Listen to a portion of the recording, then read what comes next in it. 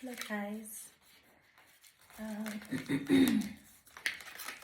here packing these cute little thank you boxes for my event tomorrow, June 16th at church. I will be presenting at church as a clinical psychologist in community service. This is my way of doing the community service, giving back to the community. And this is a thank you box specifically to my male audience or male congregants. So my presentation will be focused on promoting the awareness of mental health conditions that affect mostly males, because we know as society that the socialization that we grew under socialized men into tigers, into having this strong masculine energy in which they do not talk about their difficulties. They do not make us aware when they are going through a lot, when they have mental health conditions. So here I am about to provide psychoeducation to my church about the common mental health conditions that affect males. So looking into literature,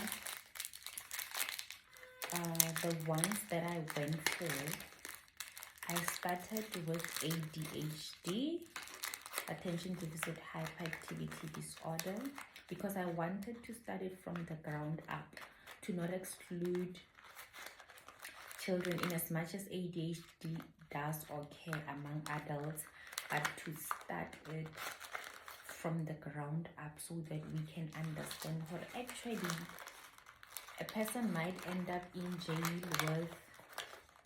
Okay, they might end up in jail. You find that they are experiencing depression, PTSD and all of that in the prison system. Meanwhile, their problem started with ADHD that went untreated for long, and then maybe they developed conduct or whatever, and then there they are in the prison system. So I wanted to start it there. Also, my second one is conduct disorder. I wanted to go to ODD, but I thought, no man, since this is a lighter version of conduct, let me just go straight into conduct, with the aim that the bigger picture was an individual with conduct disorder, if it goes untreated, it graduates into antisocial personality disorder. So I wanted to show the transition for it, the importance of receiving treatment as early as possible, so that you do not end up with much serious mental health conditions, right? And then the other common ones, the most common, depression, anxiety, and then I went into PTSD. I'm actually interested in hearing the lived experiences surrounding PTSD, especially in my community. What kind of traumas do males experience that result into PTSD? Like, I don't want the textbook version. I want to hear from an ordinary man, or what kind of trauma do they experience that result into PTSD, and are they able to discuss it? How are they being supported? Are they being supported? Are they asking for support? Like, what's happening? I'm really excited about this. And this thank you gifts look so good, guys. They look so good. Just look at that. Look at that. I'm loving them so much. So I saw on Instagram, like therapists are doing so good, mental health care providers are doing so good. The content is so beautiful, it's a lot, it's enough, it's adequate. So I'm just wondering from you, my people, especially those in the mental health sphere, do you have anything planned? Have you done something already? What have you done, like with regards to this promotion of Male Mental Health Awareness Month? Like, what was your focus? Are you still planning something? Do you want to invite us? I'm more than willing to come. So yeah. And yeah, inside my thank you gifts are these small packets of peanuts. You're probably wondering why peanuts. So my observation from my township is that even when you catch a taxi, males prefer to snack on peanuts. So if it was women, I would have probably bought chocolates, but based on my observation, males love peanuts, something salty. That's why I went for it. So let's just continue doing this, finish them up, get ready for tomorrow.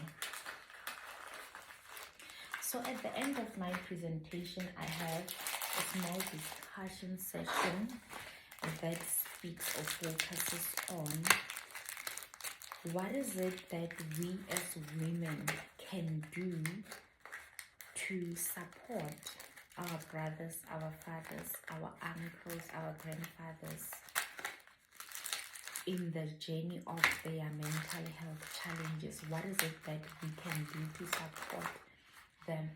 And I'm posing this as an open-ended question because I'm interested in hearing from a grassroots level, when we sit down and reflect as females, what is it we think we can do practically, not from a textbook fashion? Like, what is it that we can change in our homes? What is it that we can change about ourselves? What is it that we can add? What is it that we can subtract in all that we do in our everyday lives, interacting with these males? And after we hear what we females think we can do, what we can add, what we can change, I'm interested in hearing from the males. What is it that they can suggest to us? Because they know best. They know their struggles best. They've lived this. They live this every day. They live the anxiety, the PTSD, the depression every day. So what is it that they think we can do? How, like, I want them to guide us into what we've been doing wrong and how we can show up in a way that they can receive, how we can show up in a way that they can see us and be comfortable, maybe meeting us halfway. A few moments later, I finally arrived at church and attended the church service. And when it was time for me to present, that's how it went. And I'm happy with how everything turned out.